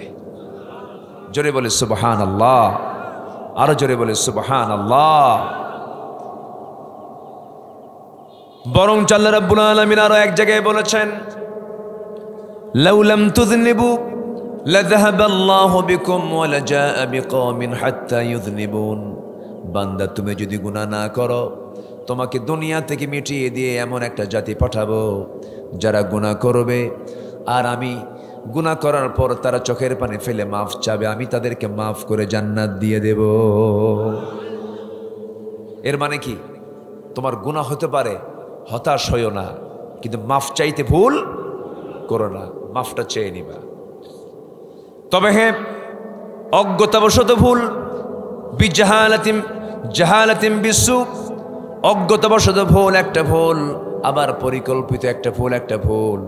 পরিকল্পিত গুনাহকে আল্লাহ রাব্বুল আলামিন মাফ করবেন না, কিন্তু হঠাৎ করে না জেনে ভুল হয়ে গেছে, আল্লাহ রাব্বুল আলামিন তাকে মাফ করে দিবেন। আমার ভাইয়েরা, কোনো পরনারীর দিকে মন তো চায় তাকায় দেখি, পরনারীর সুন্দর চেহারার দিকে মন চায় একটু তাকায় দেখি, কিন্তু আমি তাকাচ্ছি না, আমি তার দিকে নজরও দিচ্ছি না, চোখটা আমি নিম্নগামী করতেছি, বারবার তাকানোর জন্য মন চাচ্ছে, এরপরও তাকাই না, আল্লাহর ভয়ে তাকাই না। আল্লাহ রাব্বুল আলামিন ওই মুজাহিদকে বড় মুজাহিদ বলেছেন, জোরে বলি সুবহানাল্লাহ। কোন নারীর দিকে যদি নজর চলে যায়, রাসূল বলেছেন এই ফিতনা এখন দুনিয়াতে কম না বেশি? বলেন কম না বেশি? দেখবেন না, আপনাকে দেখতেই হবে, না দেখে যাবেন কই? ডানে যাবেন, বামে যাবেন, সামনে যাবেন, পিছনে যাবেন। এক বুড়া চাচা 2015 সালে আমার সঙ্গে হজে গিয়েছেন। তো চাচা আমার সাথে বিমানে উঠলেন, তো বিমানে উঠেই সিটে বসছে। তো যারা বোঝে সিটটা লাগাতে হয়, ওই যে বেল্ট লাগাতে হয়, বেল্ট না লাগানো পর্যন্ত বিমান উড্ডয়ন করে না, কারণ একটা ঝাঁকিতে মাথাও ফেটে যেতে পারে। তো সবাই বেল্ট, এটা বাধ্যতামূলক। তার মুরব্বী বয়স হয়ে গেছে, তারা তার এগুলো বোঝে না। তো এগুলো লাগানোর জন্য সেখানে ডিপার্টমেন্ট আছে, একটা সার্ভিস দেয়। ম্যাক্সিমাম গোটা পৃথিবীর বিমান সার্ভিসে বিমান ক্রু থাকে হচ্ছে অধিকাংশই মহিলা, এবং সেগুলো নিতে গেলে তারা সুন্দরী মহিলাগুলো নিয়ে নেয়, অর্ধলগ্ন তাদের সার্ভিস, নাউজুবিল্লাহ বলেন। তো ওই বিমান বালা ওই চাচার সামনে এসে কোমরের বেল্ট ঠিক করে দেয়। আমারে ওখান থেকেই বলতেছে, বাবা এটার নাম কি হজ নাকি বাবা? বুঝলেন, মানে উনি তো বোঝে না। তো বললাম, চাচা, মানে উনি আমার উপর খেপে গেছে, মানে এখানে যে আমার কোনো হাত নাই, আমাদের কারোই যেখানে কিছু বলার নাই, উনি এটা আর বোঝে নাই। গ্রামের নিরীহ মানুষ, একটা লিপস্টিকওয়ালা অর্ধলগ্ন একজন মহিলা সে তার কোমর ঠিক করে দেয়, আরো মুস্কি মুস্কি হাসি মারে। আমার এখন দেখায় এই কথা বলে, বাবা এটার নাম কি হজ নাকি বাবা? আমি বললাম চাচা সমস্যা নাই, যাওয়ার সময়ও পাবেন আসার সময়ও পাবেন। কি কথা কি বুঝতেছেন আপনারা? কিন্তু আমার সামনে পড়লেও আমি তাকাবো না। এটার নাম হলো ঈমান। এটার নাম কি বলেন? ঈমান। যদি কোনো নারী আপনার সামনে পড়ে যায়, আমার রাসূল বলেছেন প্রথম নজরটা মাফ। প্রথম নজরটা কি বলেন? মাফ। দ্বিতীয় নজরটা পাপ হয়ে যায়। অনেকদিন আগে, বছর 15 আগে এরকম একটা মাহফিল থেকে ডান পাশে না বাম পাশে থেকে এক যুবক দাঁড়ায় বলে, হুজুর একটা কথা বলি, রাগ করবেন না কিন্তু। কি? আপনি বলেন প্রথম নজর মাফ, দ্বিতীয় নজরটা পাপ। প্রথম নজরে যদি 1 ঘন্টা তাকায় দেখি গুনাহ আছে নাকি? দেখছেন? দুষ্ট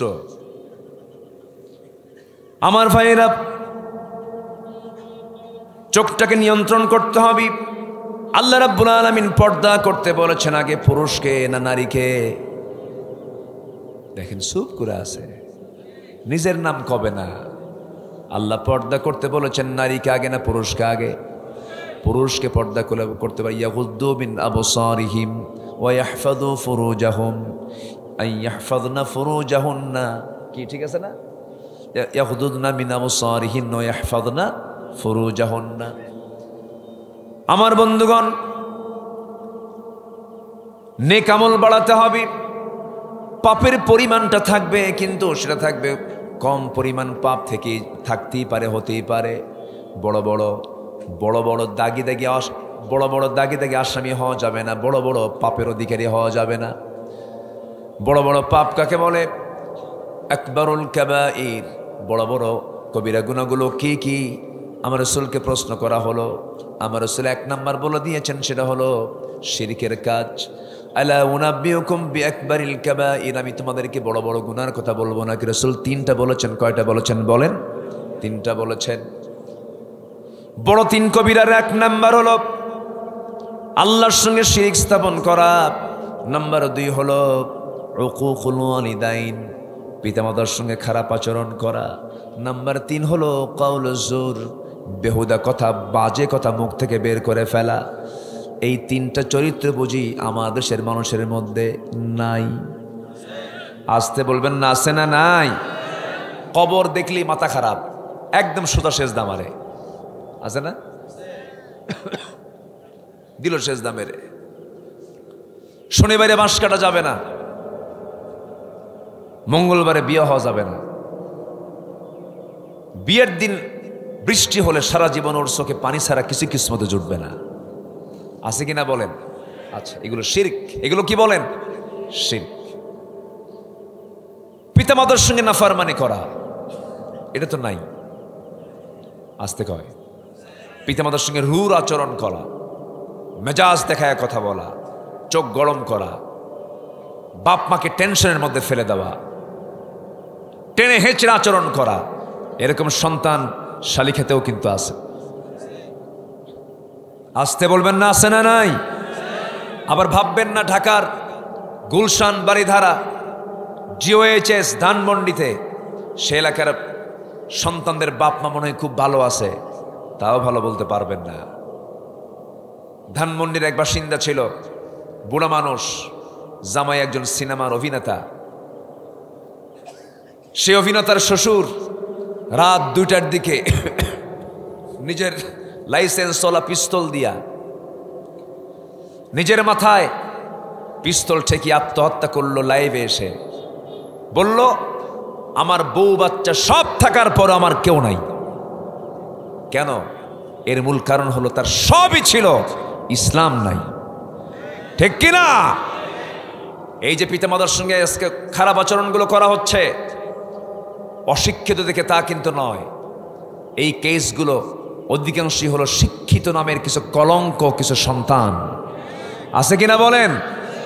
আমার দাদা, আমার নানার যুগে এগুলো ছিল না, বৃদ্ধাশ্রম ছিল না, কিন্তু আজকে শিক্ষার হার বেড়েছে, কিন্তু পিতামাতার সেবার হার কমেছে।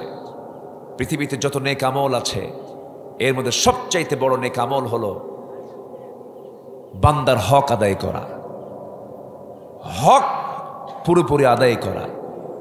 আজকে সেই বান্দার হক আদায় কিন্তু হচ্ছে না। বান্দার দিকে যাবেন কখন? বাপ কি ভাত দেয় না, আছে না নাই? মাকে ভাত দেয় না। নতুন অতিথি যখন চলে আসে, নতুন বউ আসার সঙ্গে সঙ্গেই মা হয় পরনারী। গত বছরের নাটোরে মাহফিল, 72 বছরের এক বৃদ্ধা নারী, তার কাঁপানো কাঁপানো লেখায় হাত কাঁপতেছে, সেই লেখায় আমাকে একটা চিঠি পাঠাইছে। বাবা, আমার বয়স 72 বছর, আমার 3টা ছেলে, তাদের ঘরগুলো আমার ঘরের চতুর্পার্শ্বে। আমি এখনো এই বুড়ো বয়সে নিজে রান্না করে খাই। আমার ছেলে 3টা, 3জনে বিয়ে করেছে, আমি আমার রান্না নিজের হাতে নিজে করে খাই। বাবা, আমার এই বুড়া বয়সে আমি নিজে রান্না করি, আমার তো কষ্ট হয়। আপনি একটু দোয়া করবেন আল্লাহ যেন আমার সন্তানদের কলিজা যেন নরম বানায় দেয়। চিন্তা করেন, 3 সন্তানের যৌথ উদ্যোগে একটা মার খাবারের বন্দোবস্ত হয় না, অথচ ওই 3 সন্তানকে একসঙ্গে মানুষ করেছেন কে? আসতে কয়, কে করেছেন? একজন করেছেন 3 জনকে, আর 3 জন পারে না একজনকে। পোড়া কপাল, পোড়া কপাল। সব যাবে তোমার, তোমার নামাজ যাবে, তোমার রোজা যাবে, সব ইবাদত মাটির সঙ্গে মিশে যাবে, শুধুমাত্র বাপ মার সঙ্গে যদি তুমি নাফরমানি করো। কারণ সবচেয়ে বড় বড় গুনার ভিতরে রাসূল 3টাকে তালিকায় নিয়েছেন, এর মধ্যে আল্লাহর পরেই 2 নম্বর তালিকা দিয়েছেন হলো আব্বা আম্মা। আল্লাহু আকবার বলে। এই জন্য আব্বা আম্মার সঙ্গে আমরা সুন্দর আচরণ করব। জোরে বলি ইনশাআল্লাহ, জোরে বলি ইনশাআল্লাহ। এক সাহাবী মারা যাচ্ছেন, মুখ থেকে কালিমা বের হয় না। এক সাহাবী এসে বলেন, হুজুর কি করা যায়? কে? আলকামা। আমার তো খুব প্রিয় সাহাবী, দেখো তো তার মা বেঁচে আছে নাকি। দেখেন, রোগ ধরে ফেলছেন। মা বেঁচে আছে নাকি? হ্যাঁ আছে। মাকে ডেকে আনো। ডেকে আনা হবে। আমার রাসূল বললেন, আমার প্রিয় সাহাবী আলকামার মা, আলকামা দুনিয়া থেকে বিদায় নেয়, কিন্তু মুখে কালেমার আওয়াজ বের হয় না কেন? আপনি কি মনক্ষুণ্ণ নাকি? সঙ্গে সঙ্গে চোখের পানি টপ টপ করে পড়তেছে আর বলতেছে, আমার আলকামা ভালো ছিল, কিন্তু বিয়ের পর সে কেমন যেন অন্যরকম হয়ে গেছে, আমার সেবা করে না, আমি তাকে মাফ করব না। রাসূল বারবার বললেন, না আপনি তাকে মাফ করে দেন। মুমূর্ষ অবস্থা, না মাফ করব না। রাসূল এক পর্যায়ে রক্তিম চক্ষু আকারে ধারণ হলো। রাসূল কেঁপে গিয়ে বললেন, অবাধ্য মায়ের অবাধ্য সন্তানকে এই দুনিয়াতে বাঁচায় না রেখে তাকে আগুনে পুড়ে মারা দরকার। এই কথা বলা মাত্রই মার দিলটা নরম হয়ে গেছে। মা চোখের পানি ফেলতে ফেলতে বলতেছে, ইয়া রাসূলুল্লাহ, আপনি আমার সন্তানকে মারবেন নাকি? কেন মারবেন? অবাধ্য সন্তানকে কি করবো? আগুনে পুড়েই তো মারা দরকার। সঙ্গে সঙ্গে মা চোখের পানি ফেলে ফেলে বলতেছে, ইয়া রাসূলুল্লাহ, সন্তান পেটে ধারণ করছে আমি, দুধ খাওয়াইছে আমি আপনাকে দিল থেকে বলে দিচ্ছে, যত রাগ ক্ষোভ সব এই সঙ্গে আমি এই মুহূর্তে আমি সব আমার দিল থেকে মুছে দিলাম, আমি তাকে মাফ করে দিলাম। সঙ্গে সঙ্গে দেখা গেল ওই সাহাবীর মুখ থেকে বের হয়ে গেছে, আশহাদু আল্লা ইলাহা ইল্লাল্লাহু ওয়াহদাহু লা শারীকা লাহু ওয়া আশহাদু আন্না মুহাম্মাদান আবদুহু ওয়া রাসূলুহু। তাহলে বাপমার গুরুত্ব মনে হয় আছে নাকি? আসতে বলে আছে? মা বড় না বউ বড়?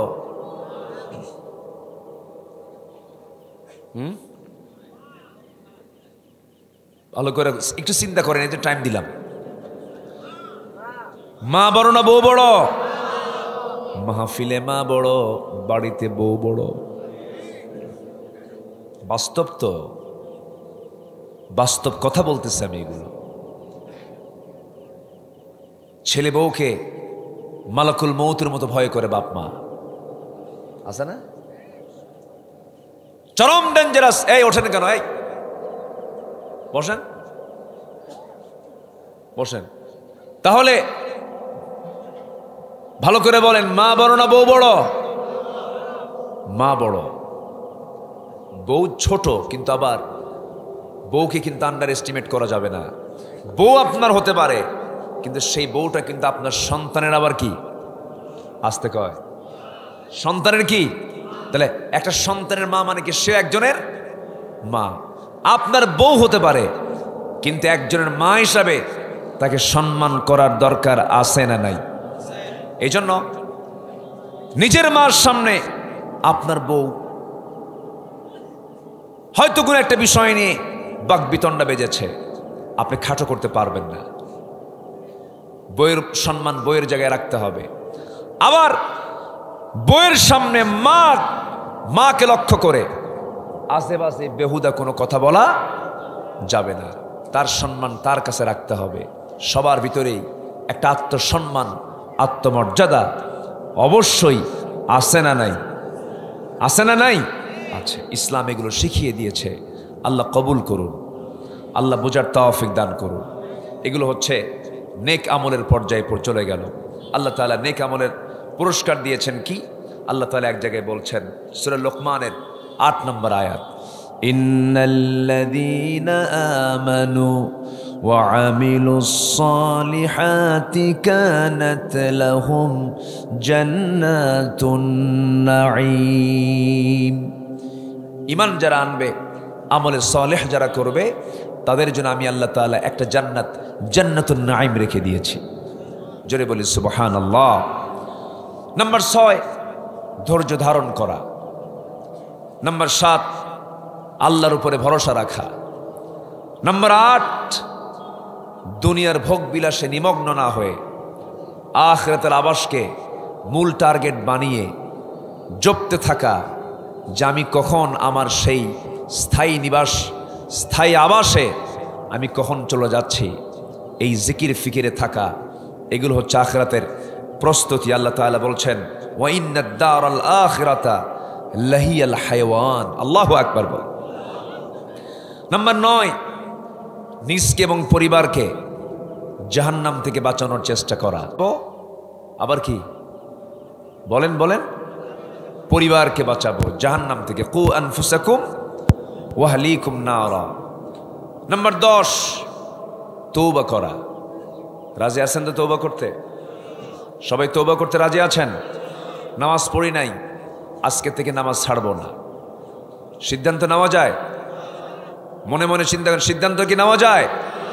এটা হাত উঁচু করে দেখান। জোরে বলি ইয়া আল্লাহ। আরো জোরে বলি ইয়া আল্লাহ।